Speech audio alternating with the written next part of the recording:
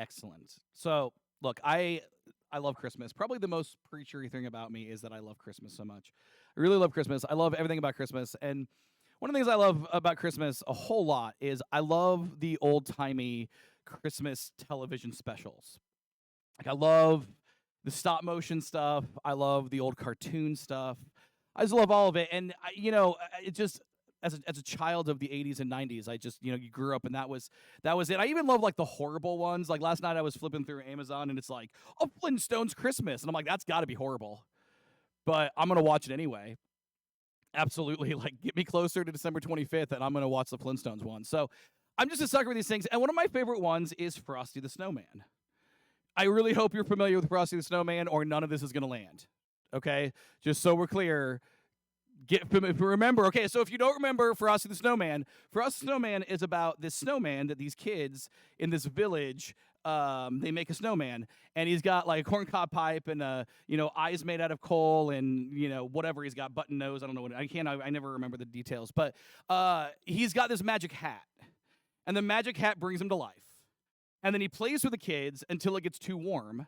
And then he begins to melt. And then he leaves and he's like, "I'll be back next year." And then he was like, "Oh, it's sad, but Christmas is coming again next year, so we'll have something to look forward to." The end. Happy fun times.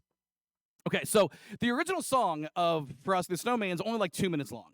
So when they wanted to make a special, like a half-hour thing, to put on television that I would watch every year of my, childhood and also adult life, they had to expand it somewhat. And if you guys have not watched that in years, just know that they expanded the story of the song by including this story about this evil professor slash magician, and it's his hat, and the hat gets stolen by a bunny, and then the kids end up with it, and that's how it all happens. And then the evil guy who's straight out of like a Yogi Bear cartoon, like I think he's literally from a Yogi Bear cartoon, shows up and he's like, "Hey, that's my hat." And the whole time you're like, yeah, he's evil, but it is his hat. We should maybe give him his hat back. But either way, so that's the bad guy, and then like they got to take him to the North Pole. Santa's there. It's a whole thing. It's great. Okay, I love it. It's goofy. It's stupid. It's wonderful. I love it. But I do think potentially that they missed an opportunity to tell the story of Frosty the Snowman from the perspective of the traffic cop in town. If you remember in the song, there's a traffic cop, and he wants Frosty to stop.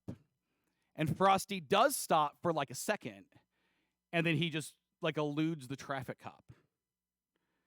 And you can tell stories from a lot of different angles, a lot of different perspectives. And I think sometimes we get lost in that. We get very literal, we get very black and white in our culture. We don't understand, we don't always remember that like every story is actually a collection of stories from other people, right? Like every person involved in the story has their own take on it. And this traffic cop, I think, has an interesting take. I'm going to call him Officer Murphy, which if you, one of these days, you're going to run across Officer Murphy and you're going to be like, "I know what Drew is referring to now." We're going to call him Officer Murphy. I'm not giving that one away. Officer Murphy, we're told in the song, it's canon, guys, okay, that he is a traffic cop in a village. Now, I don't know how big a village is. It seems smaller than Ashland. We're not a village, right? Like we're a town, right? So smaller than Ashland cop is who Officer Murphy is. And I don't know why he's a cop in this village. I don't know, like if he had dreams of being Olivia Benson in the big city. I don't know if he had dreams of, smaller dreams of being the guys on Cops running down the drunks in Alabama. I don't know. I don't know, like, I don't know if, like, he was just, like, the high school jock and he's like, "Man, how can I continue to be the center of everything in this town? I know, I'll be a cop." I don't know. I don't know why Officer Murphy did what he did, but what I know is that by the time Officer Murphy meets Frosty the Snowman, he's lived a life that has brought him nothing but disappointment for his life choices. Maybe he wanted to be big, maybe he didn't, but all I know is that Officer Murphy is the sort of cop who keeps his one bullet in his shirt pocket and his gun in his holster. He's not a man who does important things. That's not who he is. Every day he helps children across the street. And look, I'm not saying that helping children across the street is not important. I'm just saying, like, most kids can handle that on their own. After the age of like 5, most kids are like, "Oh, that's a car. I shouldn't run into it." I mean, I got hit by a car when I was in 7th grade, but I was slow, you know? Most kids, 5th, 6th, 5, 6, 7, they're not gonna, so they don't really need it. And look, I know that old ladies, like you help old ladies across the street, but old ladies are fine without help. They're just being nice. I'm convinced. So Officer Murphy is just like, he spends his days all day, every day, just kind of in the monotony of being in this little village and having no action at all and just clocking in and clocking out. And then one day, here comes something new. A group of children with an adult figure he's never seen. All he knows, by the way, about this snowman is that, number one, he melts in the sun, which means all of his activities are late at night. And you know what happens late at night? Crime. Crime. I mean, if you can't hang out outside at noon, can't trust you. What else he knows is that he's got a pipe with something in it. No one seems to want to ask what's in it. Also, he's hanging out with children. Like, don't trust an adult who wants to hang out with the children without their parents exclusively. Just saying. Frosty, kind of a creep. From the perspective of Officer Murphy. So Officer Murphy looks at this and he's like, oh my God. He's smoking, he's doing crimes, he's hanging out with kids. And he realizes, this is my chance. This is my moment. I just need to apprehend him, and I just need to figure out a way to talk to him. So one day, he sees the children laughing and playing. He says, hey, Frosty, come over here. And you know what Frosty does? He stops for a second, considers his options, and then he runs. Now, if you're Officer Murphy, you've got to figure something out, right? He goes to his chief. The chief is so tired of Officer Murphy making up things in his head. Because that's all Officer Murphy ever does, makes up danger in the village. He says, well, why aren't the parents caring? I don't know. The parents seem to trust the guy. He's now just telling everybody they're bad parents. He goes to a judge. He says, I need a warrant for that hat. The judge says there's no evidence. You can't do that. There's only one judge in the county. He keeps filing with the one judge in the county. The story of Officer Murphy and Frosty the Snowman, it's a story of late nights, pots of coffee, chain-smoking cigarettes, a bulletin board with the red string between grainy pictures taken on an iPhone 7. Just, yes, Officer Murphy has an iPhone 7. He's not upgrading. Night after night, wanting to know what's going on with Frosty. And when Frosty leaves and says, I'll be back next year, Officer Murphy's like, that sounds like a threat to me. I'll be ready for him next year. Maybe you didn't like that one. Okay, so maybe you guys just aren't into Frosty. All right, that's okay. I can do more. Like, okay, so there's another one, another fun Christmas one. This is a good one. There's a story that I could tell about Mrs. Claus, who for centuries has been telling Santa he needs to get fog lights. Because he's going around the world, right? Like, sometimes it's clear out, but, like, you're going around the whole world. There's going to be there's going to be snow, and there's going to be rain, there's going to be sleet, there's going to be everything. He's going to run into fog every year, right? A foggy night at Christmas is not a surprise to Mrs. Claus, who's been telling him forever he needs some kind of plan. And you know what the plan is not supposed to be? The little weird reindeer with the red nose. Santa is never going to live that one down. Okay, so you guys don't like any of these. That's okay. That's fine. You get the point. The point is, you can tell any story from any perspective. That's just the way stories work. Like, there's like the official narrative of any story. Like, there's we call it a protagonist, in a movie or a television show. But like, if you are telling the story just from the perspective of the protagonist, you're missing all the story from everybody else. Like, Frosty the Snowman is a story about children and a snowman, but there's other people in the story, and their perspective would be entirely different. Rudolph the Red-Nosed Reindeer, completely different perspective. If you tell it from the story of, like, the bullies, they have a different perspective. This is the night that they were shamed for their life choices. You know, like, okay, fine, great, whatever. But like, their story is different than Rudolph, who's now the star. It's different than Santa, who doesn't want to go home and tell Mrs. Claus that, yeah, fine, we're in a fog. Like, it's It's all a different perspective depending on the way that you tell the story and whose perspective you tell the story from. And this is really and truly vitally important when we talk about the Christmas story in the Bible, because as it turns out, the Christmas story in the Bible is not a Christmas story. It's Christmas stories, plural. We get perspective from other people. Like, yes, the story of Christmas, like, I know, Jesus is the reason for the season. It's nice, it rhymes, lovely. But only kind of. Because if Jesus just shows up and is born and there's nobody else around, the fact about Christmas is that Jesus is born and there's all these other people who see and witness and interact. So, for example, the wise men. We sang about the wise men this morning, the We Three Kings. They weren't really kings. That's a medieval addition to the narrative, but whatever. It's a fun song, and it's fun to play. It's like a sea shanty. It's great. If you think about the story from the perspective of the wise men, here's what you have. The wise men are not Jewish. The wise men are not Christian. The wise men barely believe in the God of Israel. But what the wise men are is educated in world religions and world events, and more than anything else, they're educated in the stars.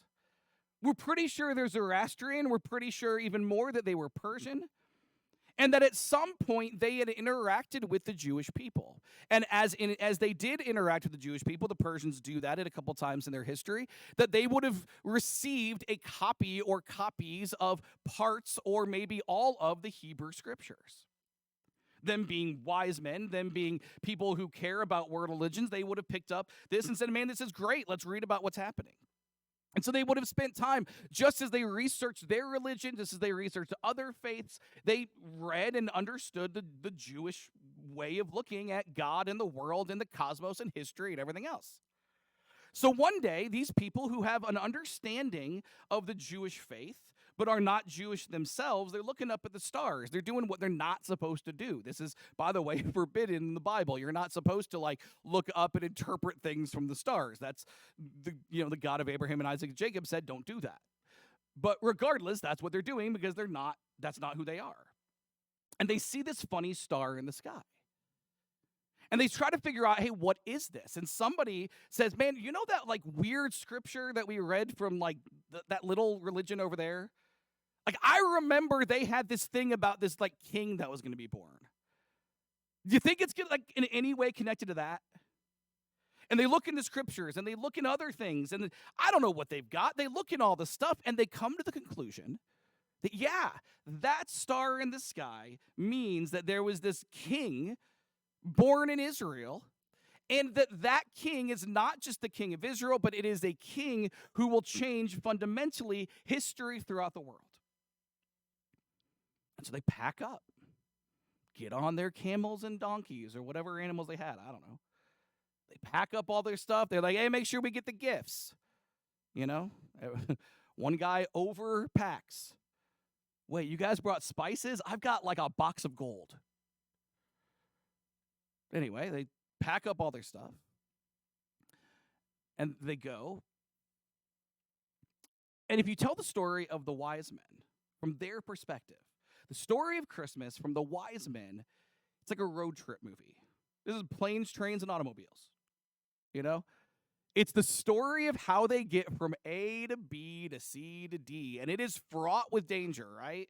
They go to the wrong place, if you remember, cause a catastrophe. They have no idea. They literally, they're all, but they're trying to follow the star. They're trying to do this thing. They have no idea what's going on. Again, they're not Jewish. They don't know. They barely have any idea of what's going on. But what they know has led them to seek out this child. And eventually they do. And they give their gifts and they go home. There are no angelic choirs in their story. There is no virgin birth. There is no, priest going in and he can't talk for 9 months, right? All of these Christmas stories that we have are missing from their story because they lived their life from their perspective, from their vantage point, and that's what their story was. And it was, of course, fundamentally different than the story of the shepherds. I always love the shepherds. The shepherds are my favorite, probably because I liked The Office so much, Because the story of the shepherds is just an episode of The Office. Like, these guys just went to work one night. And like, their work was not exciting. I know every year I do it. Everybody does it. We try to make shepherding sound way more exciting than it is. We do the same thing when Jesus is the good shepherd in the book of John. John, was it 10? I think it's 10. John 10 is the good shepherd stuff. And we always try to make it like way more exciting. We're like, well, there's bandits. And there's, bears and lions and wolves, and it's dangerous, especially for the ones who are working overnight. They're doing everything in the dark. Like they don't know what fire is, We always try to make it sound more exciting. And look, I understand. I am so soft as a person, right? Like, whatever joke I make about anybody else, like, I am the biggest weenie on the planet. Like, if you put a stick in my hand and be like, go do anything with those sheep, I'd be like, I have no idea what you're talking about. I can't get them to do anything. They won't listen. And then I would just go home and leave the sheep. Also, if you're like, hey, you got this stick and you've got to like fight off that wolf, oh, I would have an issue. Oh, no, I wouldn't. I would run. They can have the sheep. I don't care. I get that, like, I'm the last person who's talking about this, but look, their life was not like difficult. It was not hard. It was not complicated. It was not dramatic. These are people who sit around with barnyard animals. That's it. That's their life. It's a terrible 9 to 5, and it's overnight, right? Like, it's just awful. Their entire existence would have been sitting around trying to stave off boredom. And then, of course, an angel shows up and says, like, I got good news that's for everybody. And then, like, a whole choir of angels shows up and starts singing. And, like, I don't care what kind of music you're into. That's something that's amazing, right? And then they're like, hey, that baby is over there. And they leave, they drop what they're doing. Like, they leave work to go see this baby. You know what I love about this story is how it ends? We're told that the shepherds are like, well, better go back to work. They go and meet God as a baby and then go back to work that very night. Their story is a coffee break. That's it.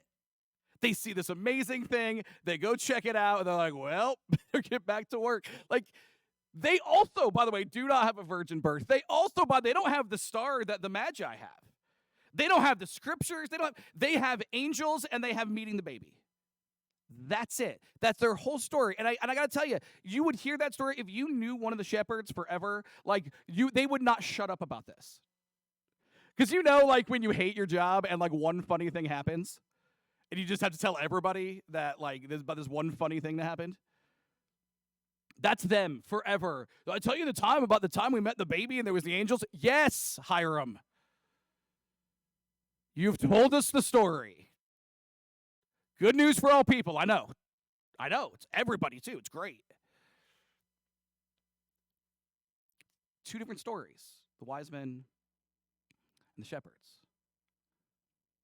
And you're like, yeah, but they dovetail, right? Okay, cool. What about the story of Herod the Great?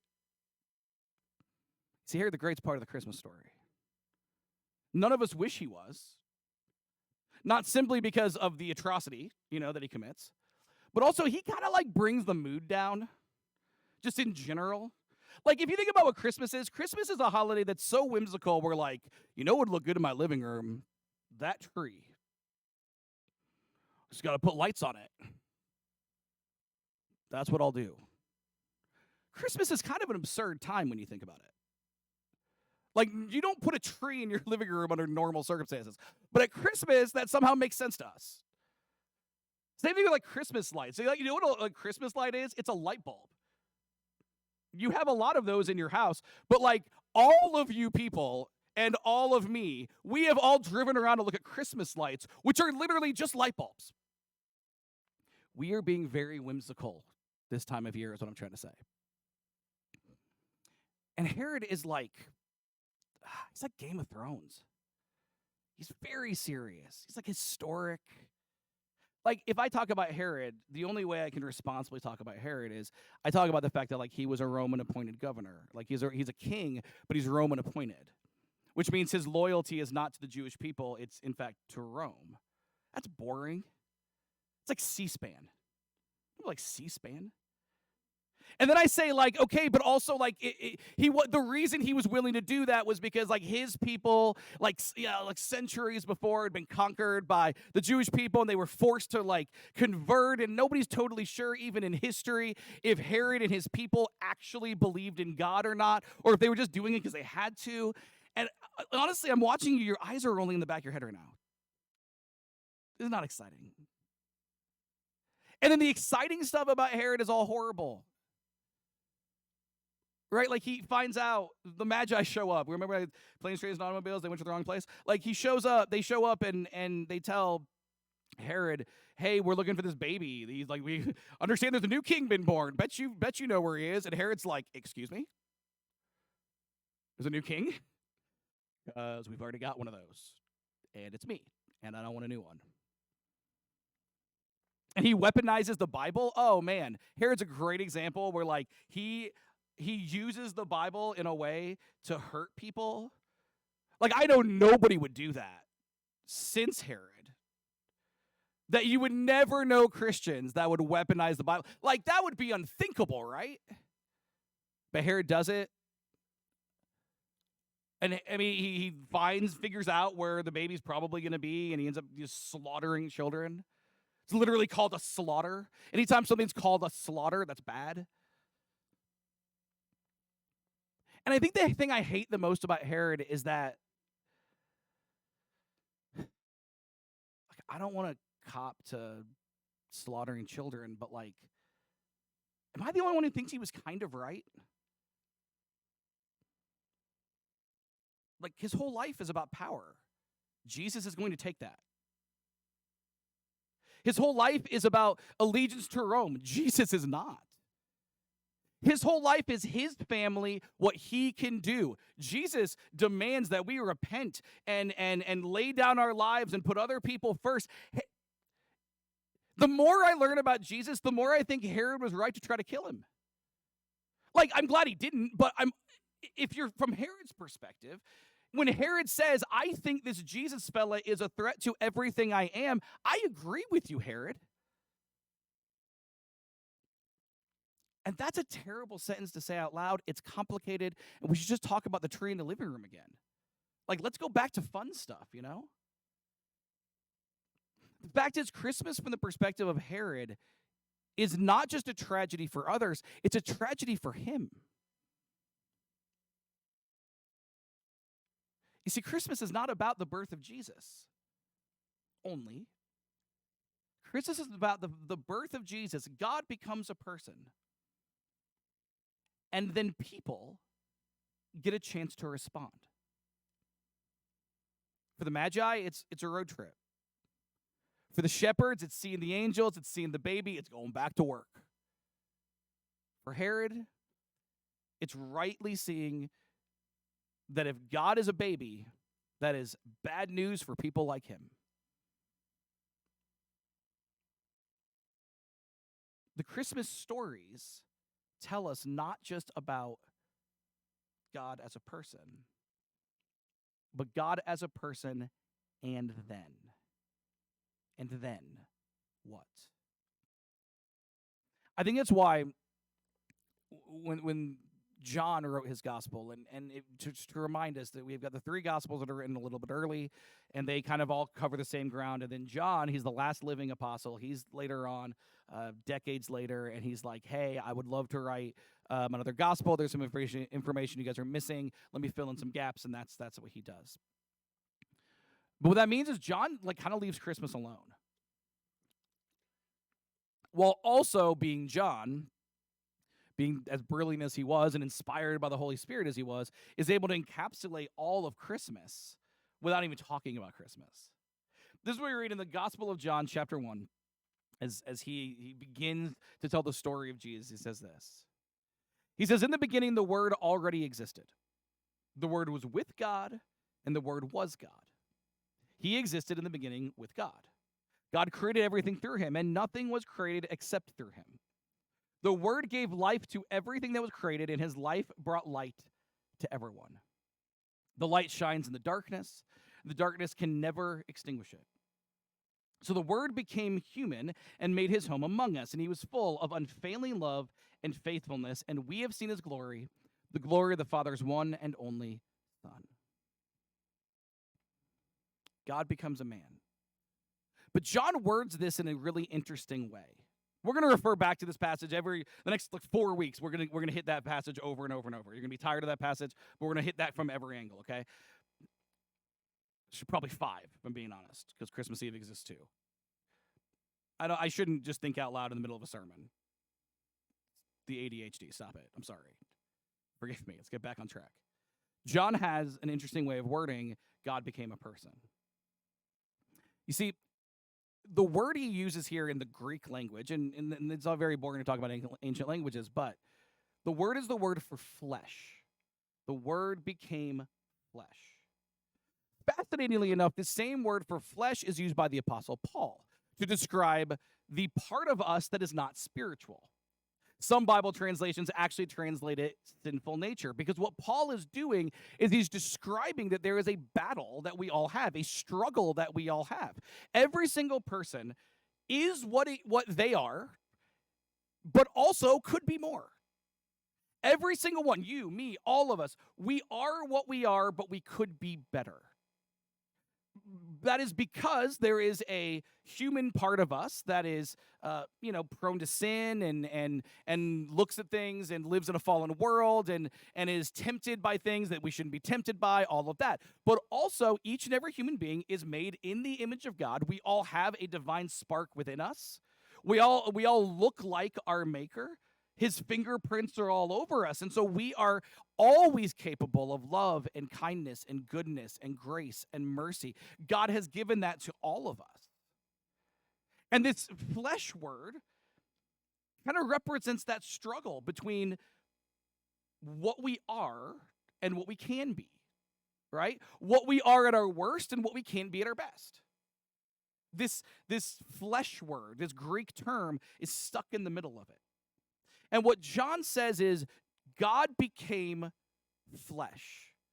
God became that struggle. God entered into that struggle and said, I'm going to join it with you. The way that you guys are, I'm going to be one of you.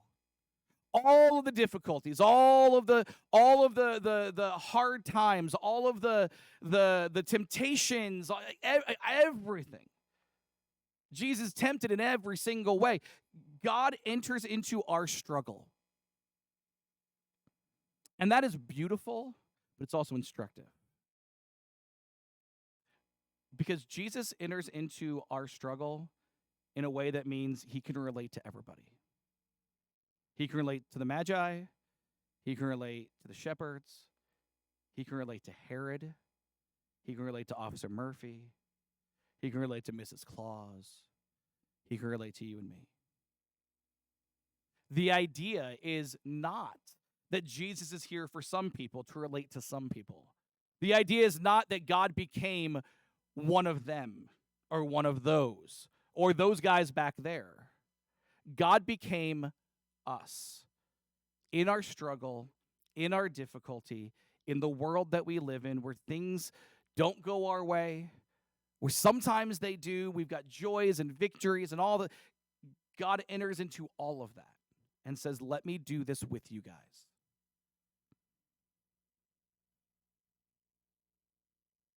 And in doing so, he demands a response.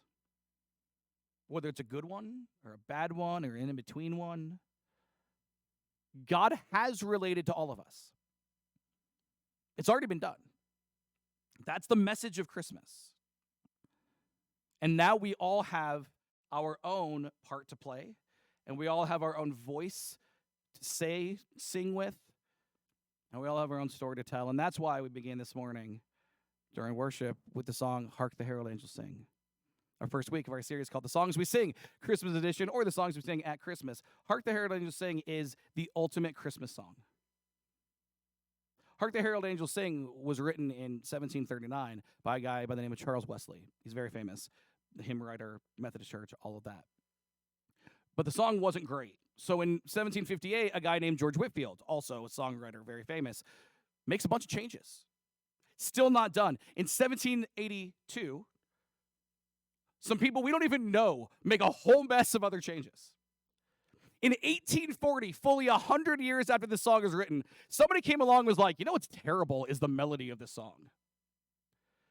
They take an existing hymn and they smack it on top of it. And they say, there, that'll work. And they change the music of Hark the Herald Angels Sing 100 years after it's written. How bad was that song? That everybody just accepted it. We still, all the way up into the 20th century, the 1960s, 1970s, you see this song being amended and changed and evolved. And Hark the Herald Angels Sing. This classic Christmas song is a song without a writer, and yet it's written by everyone. It's all of these stories to tell. Everyone gets a voice, and that's what spits it out. And the Christmas story is exactly like Hark the Herald Angels Sing. Your voice is vitally important. Your perspective is vitally important. The Christmas story is not that God became a man. It's that God became a man, and now you have something to say. You have something to do with that. You have some place to go with that information. The story of Christmas is not the story of Jesus. It's the story of Jesus and also you, and also her, and also him, and also them, and also all of us. Because Jesus became human. He became flesh. He relates to us all. And you can tell a story from every angle. And the Christmas story is not a Christmas story. It is the Christmas stories. It is a library, not a book. And so this year, as we move forward, we should do this. Christmas 2025, we should understand that we have a part to play. It's not just, oh, cool, Jesus is born. It's Jesus born, now what? And your response to that will be as unique as you are. And that is not only okay, that's the way God planned it.